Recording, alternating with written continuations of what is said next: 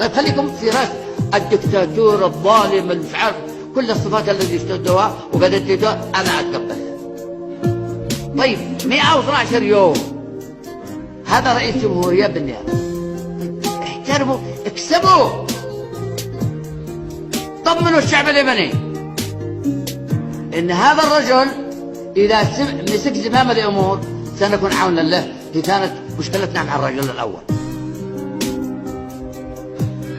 اعلمكم الزعامة واعلمكم القيادة واعلمكم الفن، فن القيادة.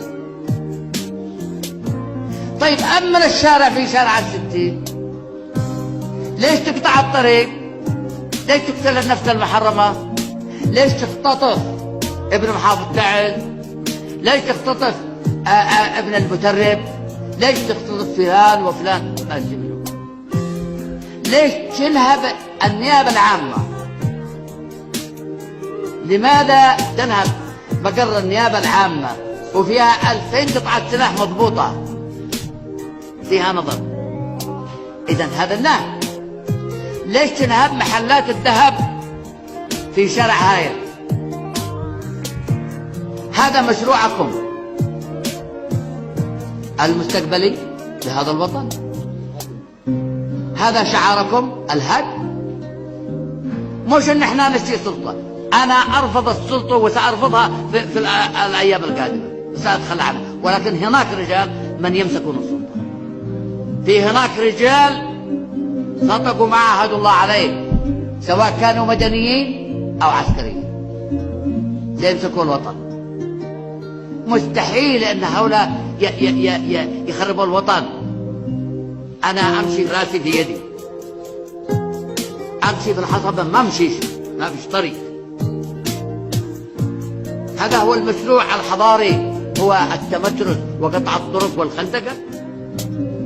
طيب قدموا أنفسكم للشعب اليمني بصورة لطيفة، قدموا أنفسكم بشكل جيد.